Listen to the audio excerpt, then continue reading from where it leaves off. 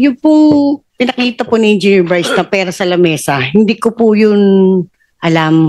Basta po ako po, pag nakakakolekta po, sinasabi po nila, Sally, pumasok na yun sa account mo. Dalhin mo na dito sa office ko. So yun po, dinideliver ko lang po doon sa office niya. Mismo si Engineer Bryce po ang nagre-receive noon sa amin. Minsan po, pag wala siya, sabi niya, iwan na lang doon sa staff niya. Yung huli po kasi sa staff po niya. O kaya naman po, pag minsan, pag wala po siya, dalhin daw po sa bahay nila sa Santa Maria. So, nagdadala din po ako doon.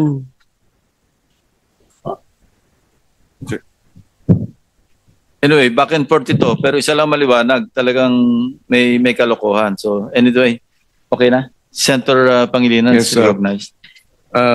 Kay Ginoong Alcantara, ikaw ang huling pumipirma, tama? Yes po, Your Honor. Bago ma-release yung pondo? Or Yes po. May tinatanggap ka bago ka pumirma? Wala po, sir. Yung po kasing LDAP na dokumento, dumadating lang po sa office ko yun. Marami po yun, Your Honor. Basta po nakapirme accountant, it means na okay na po yun. Pinipirmahan ko na po. So ibig sabihin, sinasabi mo ngayon na sa bawat pirma mo, hindi ka tumatanggap? Yes, Your Honor po. So, Automatic, pag dumating pong papel, pinipirmahan ko po yun, Your Honor. Hindi. Basta hindi ibig sabihin dun sa pagpirma mo, wala kang, walang ibinibigay sa'yo. Pero ikaw ay pipirma nung final, anong tawag doon? LDAP po, LDAP. LDAP, Yes po, Your Honor. na walang kapalit. Wala naman po, Your Honor. Saan galing yung pinagsusugal mo? Kung walang kapalit yun. Your Honor, ako naman po ay matagal lang nagtatrabaho. May ipon naman po ako. At nakadeklara po sa alin ko, may restaurant naman po ako at may hanap buhay naman po. Huwag ka na pumunta sa salin, lalo ka madidiin. Hindi po, opo. Hindi sabihin Kasi po, yung restaurant lang po. Ang Casto chips mo nga, 1.4 billion, 1.428 billion to be exact, over a period of 3 years. Your Honor, kung Ang salin papayagan, mo, 150 million, kung 150,000. papayagan niyo po kung doon sa chips po na sinasabi niyo po. Actually, Official record yun. Opo. Huwag ka na makipagtalo dun. hindi po. Ang ano ko lang po, Your Honor, kasi po yung card na ginagamit po sa casino, hindi naman po namin hawak po yon. Pag po nagpapalit kung kani-kanino, minsan po kung sino po ang magamit, katulad din po nung sa iba, nagagamit po yung card. Yun lang po, Your Honor. Wala naman po akong question po dun sa presentation niya. Salamat po. Huwag mo na magitin yung salin kasi malayo. Lalo ka pa madidiin, engineer. Huwag na. So tama ba yun, Engineer Bryce? Wala siyang tinatanggap sa mga pinipirmahan niya? Hindi po, Your Honor. O ano sistema ng bigayan? Sa opisina po, yung bukod pa po tayo, yung obligasyon pa lang po sa opisina na 8.5% pagka ibinabalik po na kasing ilang contractor, meron na kagad siyang 3.5 to 4% po doon.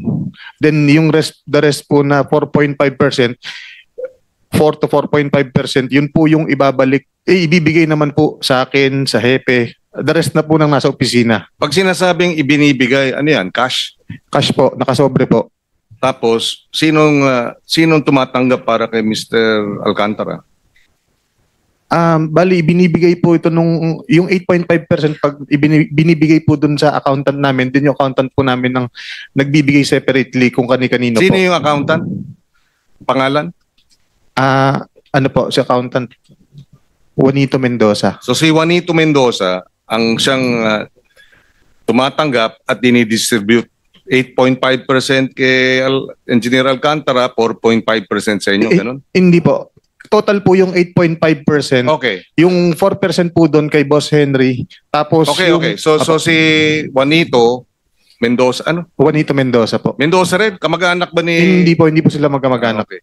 Siya ang tumatanggap at siya Opo. ang nagdi-distribute sa loob ng envelope kay Alcantara sa inyo. Opo. Sa inyong lahat, ganun? Opo. So, Mr. Chairman, patawag din natin si Mr. Juanito Mendoza. Opo. Your Honor, may I add po? Kasi po, meron po kasing instruction si Boss Henry sa accountant po namin. May instruction po si Boss Henry sa accountant namin na pakolektahin kahit walang papel, to follow na lang. Kaya kung makikita nyo po, napakarami pong backlog sa opisina namin. Basta ang instruction po ni Boss Henry, pag sinabi kong pakolektahin yan, pakolektahin, to follow na lang lahat ng papel. Kaya puro backlog po sa office namin. Mr. Chairman, according to your secretariat, the secretariat, naimbitahan na si Mr. Juanito Mendoza pero hindi humarap. So baka pwedeng isabina na. Mr. President, with the approval of the Senate President. Bagong bypass lang po, Your Honor. Si Juanito Mendoza po. Plastic po siya na bypass. For the information lang po, Your Honor. Okay. Noted. Thank you, Mr. Chairman. Yeah, Yes, go ahead. Go ahead. thank you. The Senate President. We can't help but ask the questions from some members of the public. Totoo bang niregaluhan mo, Engineer Hernandez, si Engineer Alcantara ng GM truck? Humingi po siya. Humingi po. Doon po sa may project namin na, doon po sa may sharing namin ng project na 40, sa kanya 20, 20, at saka isa pong 20. Doon po ibinawas yung pambili po nung GMC. Kano bili mo? Kano bili mo? Parang ano po, nasa mahigit po sa 10 million. Your Honor. At sa dealer mo binili? Dito po sa may ano, sa White Plains po. Doon po malapit Your Honor. Bandang sa may Katipunan po. Alright.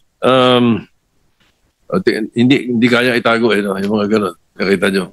Hindi maitatago Okay. Ano nangyari dun sa August 3 confrontation nyo? Pinatawag po kami ni Boss. Meron po akong sinulat. Okay lang po babasahin ko na po.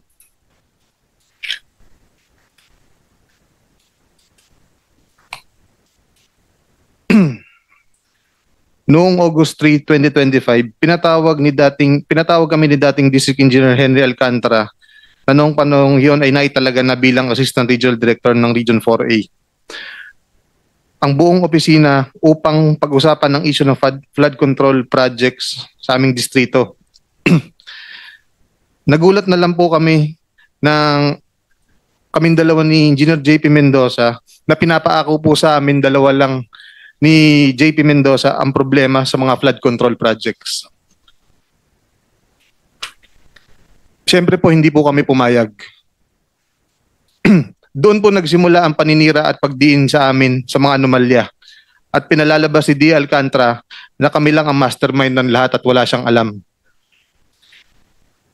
Tinakot pa niya ang mga kasama namin sa opisina na kapag hindi kumampi sa kanya, idadamay niya sa amin dahil pinapalabas niya sa kanilang lahat na hawak niya raw ang ebidensya para madamay sila. Kaya sila napilitang kumampi kay D. Alcantara para kami na lang ang idiin nilang lahat. Kumbaga kami po ang sakripisyo. Yung ibang empleyado naman po na kumampi sa kanya dahil sa utang na loob. Tulad po ni Engineer RJ Dumasig na nilagay ni D. Alcantara sa posisyon ng kanyang asawa bilang isang permanent. At ngayon po, ginawa na rin pong hepe ng nasa Bulacan 3rd Engineering Office. At si Engineer RJ Dumasig po ay tinulungan din at si Justin Nuevo, tinulungan po sila ni Engineer Henry Alcantara para maging makakuha po ng permanent item sa opisina po namin. Noong nagsimula na ang Senate at Congressional inquiries kung saan naglahad na ng statement si D. Alcantara, naging malinaw na sa amin na kami nga talaga ang ididiin ni D. Alcantara na mastermind ng mga anomalyang ginawa niya sa aming opisina. Minarapat namin magpunta sa Senate inquiry noong September 8, 2025 upang bigyan linaw ang mga issue na aming kinakaharap. Sa kasawiang palad, hindi kami nabigyan ng sapat na pagkakataon para magpaliwanag ang aming nalalaman. Bagkus parang kami ang naging primary suspects at sa ginagawang investigasyon.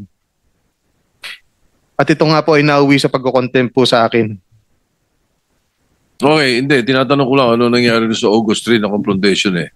Okay. Nasaan anong role dito ni Engineer Bernardo? Si Boss Henry po, matagal na pong kasama ni Boss Henry si Boss Yusek Robert Bernardo. Yusek. Opo. At base po sa sinabi ni Boss Henry sa akin, si Yusek Robert Bernardo po ang nagmamanipulate na ibang senatorial funds po na bumababa sa aming opisina. Nasaan si Yusek Bernardo? Wala po akong idea, Your Honor. Engineer Alcantara, you were raising a hand. Go ahead. Your Honor, sinasabi niya po na tinakot ko yung mga hepe. Actually, they have submitted their affidavit in central office on what happened on August 3 po. No? Personally po, pinatawag ko po talaga sila upon the report of JM Ramos. At hindi po totoo na tinakot ko po yung mga tao. Actually po, they have the affidavit po, and kung pwede po, Mr. Chair, Your Honor, pwede po natin silang tanungin kung sila po itinakot ko. Ang sinasabi ko lang po sa kanila ay magsabi ng katotohanan during kung ano ang nangyari sa meeting na ako po'y galit na galit sa dalawa, at sinabi ko po sa kanila, aminin nyo sa kanila na ako'y hindi involved dyan. Yun po ang magpapatunay, Mr. Chair, Your Honor. Andiyan po si Ernesto Galang, Ruben Santos, JM Ramos, sila po ang makapagpapatunay. Hindi ko po sila tinatakot po. Andiyan po si Accountant June na sila po yung umamin tungkol po sa Ghost Project. Wala pong katotohanan ng pagtatakot po. Kasi po, kahit ano po gawin ko doon, kung ayaw naman po nilang mag-explain na affidavit, hindi po nila gagawin yun. Kasi madadamay po sila. Sasawsaw pa po ba sila sa senaryo na to? I-release pa po ba nila yung kanilang sitwasyon? Yun lang po, Your Honor. Andiyan po yung mga tao, pwede po natin silang ipatawag para po makapagsabi na wala pong takutang nangyari po rito, Your Honor. Yun lang po, Mr. Chair. Salamat po. Thank you, Mr. Chairman. We will take note of the recommendation. Go ahead. Net, balikan ko lang yung GMC. So tinanggap ni Ginoong Alcantara yung GMC? Opo, tinanggap niya po. Pero nito po, ibinalik niya po sa binalik niya po sa amin kasi baka daw po abutan sa kanya yung sasakyan. Your Honor, if I may, Go ahead. birthday ko po nung dinala nila sa akin yan. Birthday gift na po nilang 3. Biniro ko pa nga sila. Anong gagawin ko dyan? Sana pinera nyo na lang. Biniro ko pa po sila ha. That was my birthday po ha. I think birthday po or Pasko. 2 beses po sila nagbigay sa akin ng regalo. Dahil ang tingin ko naman po, dahil sila naman po ay tao ko, naalagaan ko po yan. Dumating ako, ordinary engineer 2, sunod-sunod po sa akin yan. Inamin ko po, minahal ko po yung mga taong yan. Ito lang pong pagkakataon to, hindi ko po matanggap yung kanilang ginawa. Actually, nung iyon po ay pumutok na po ito, totoo po, Your Honor, sinuli ko po yung dalawang sasakyan. Sabi ko, hindi ko kailangan niya kung dyan ang galing niya, Your Honor. Yun lang po, Your Honor. Hindi ko po dinidila yan. Niregaloan po ako LC300, saka GMC po, to be exact po, Your Honor. Ano yung panahon na yun? Kailan binigay yung una? Ang alam ko po dyan, isang birthday po, saka isang Kailan basta na may birthday okasyon mo? po September 7 po, Your Honor. So yung GMC Nauna po yung last year? GMC po yata, Your Honor. Hindi ko na po ma-recall Last kung ano year, po nauna. 2023? Parang 2023 po yata or 2024. 4. Alin po sa dalawa lang po, Your Honor. Tapos may kasunod pong LC300 dyan. After the birthday, parang Pasko po Your Honor. Hindi po, GMC po na kulay white po, Your Honor. Sandali. So, matagal nang binibigay sa yung mga regalo, hindi mo ba nagtatanong o hindi ka nagtataka saan galing yung pera? Hindi ko naman po kasi alam, Your Honor, yung personal na resources nila, kung ano hanap buhay po nila, Your Honor. Yun po yung regalo po sa akin. Inamin ko po yun. Birthday ko po. Akala ko naman po yung regalo na yun. Siyempre po, bilang yung sukli ng pagmamahal na ginawa ko po sa kanila. Tapos kasama ka doon sa nag-unpack ng pera pero hindi mo alam saan galing yung pera na pinambili para ibigay sa iyo bilang regalo? Sila po nagregalo, Your Honor. Hindi ko na po alam kung saan. Sensya na po. Medyo mahirap paniwalaan yun na hindi mo alam. At kung Kung hindi mo alam, ba't di mo kinwestiyon? Di ba? Ba't di mo inalam? Yun, di ba? Kung ikaw interesado talaga dito sa malaman itong kalokohan o mayroong kalokohan, etc. Ikaw ang district engineer, may command responsibility, etc. Sabihin na natin hindi mo alam, ba't di mo inalam? Doon pa lang, medyo may sabit din, di ba? Doon sa tanong, doon kay Miss, what is her name now? Sally Santos. Magkano ang natanggap mo sa lahat ng pagkakataon na ikaw ay nag-broker, naging... Hindi. 3% po, Your Honor. magkano nga? Royalty po. Magkano nga 3%. yun? Total. Ilang beses mo pinayagang gamitin yung lisensya mo? Marami po kasi, Your Honor. Pwede po magkano yung 3% sa marami? Magkano ba lahat yan? Umabot ba ng 20 milyon? 20 milyon? Mahigit po. Mahigit. Opo. Tapos mahigit 50 milyon? Pwede. Pwede po. 50 milyon. Mm. Kaya hindi mo masasabing, 'di ba, nung bago mahuli, bago nagkahulihan, kasabot ka rin.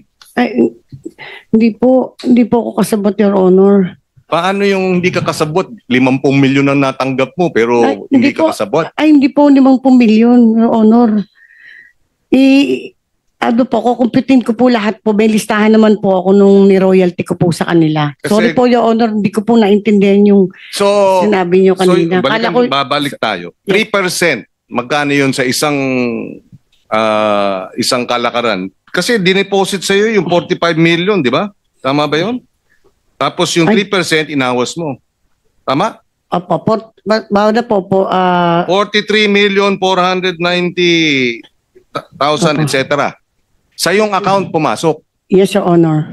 Ano 3% nun? 10% will be 5 million. So 3% will be 1.5 million siguro. Yes po, Your Honor. So nakailang 3% ka? Marami po yun. Ano yung marami? Pwede po tanong ko po yung attorney ko. Kasi po, yung listahan po kasi nandun po lahat para maibigay ko po sa inyo. Sige, pero... Sasabit ko po sa inyo po lahat. Tanong mo yung attorney mo dahil magaling. Ang attorney marunong sa mga figura yan. Kaya tanongin...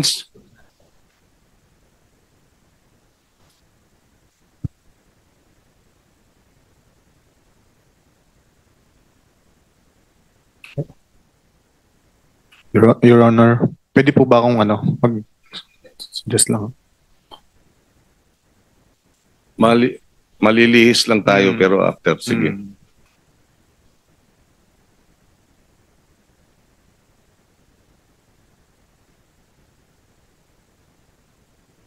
Sige, habang hinihintay natin, go ahead. Yung sasakyan po na LC300 at GMC, hindi po namin niregalo yun. Hiningi niya po yun sa amin. Ang niregalo at ang hiningi niya pong regalo ng birthday niya ay isang Patek po na relo.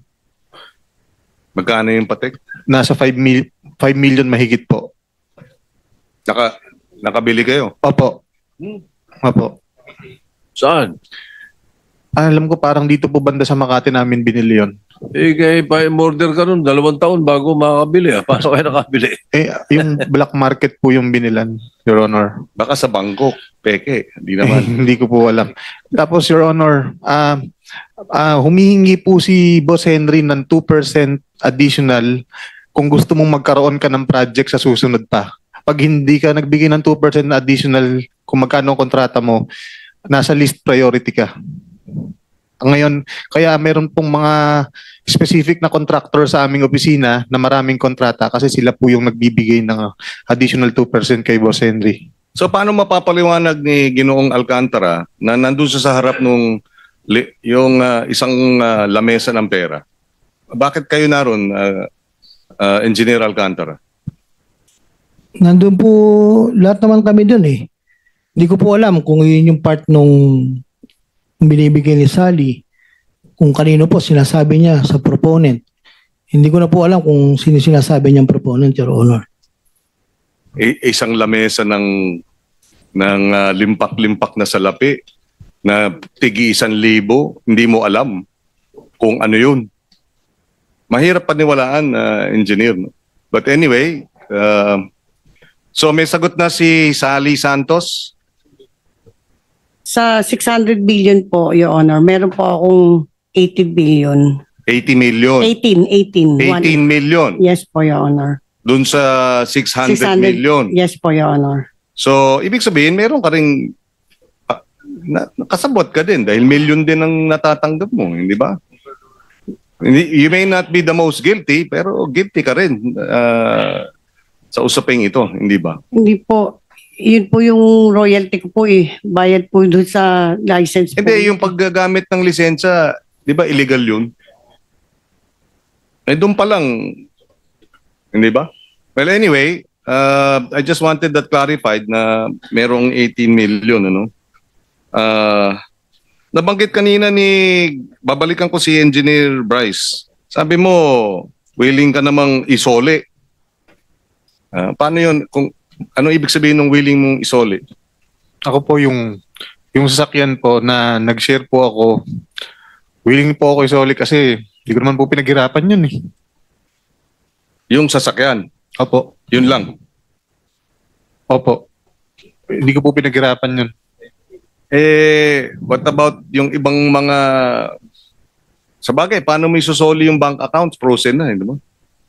Na-freeze na ba yung bank accounts? Opo. Ha? Opo. So alam mo, na-freeze? Meron pong binigay ngayon sa akin na sulat, Your Honor. Ngayon po alam ko naka-freeze na po. Okay. Sino nagbigay sa iyo ng sulat? I mean, Attorney ko po. Okay. Okay. So, anyway, yun. So ang sinasabi mong willing mong isole, bakit sasakyan lang? Akala ko pag sinabi mong willing mong isole, lahat ng... Kung ano po ang ma-account na para ibalik. Willing po ako. Willing ka rin bang ipaalam, magkaroon ng waiver ng yung bank secrecy of bank deposits para matikingnan ang iyong mga... Opo, Your Honor. I leave that to the chairman of the committee to address if he feels it is necessary. A waiver should be specific at saka nakasumpa ka doon. Are you willing to do that?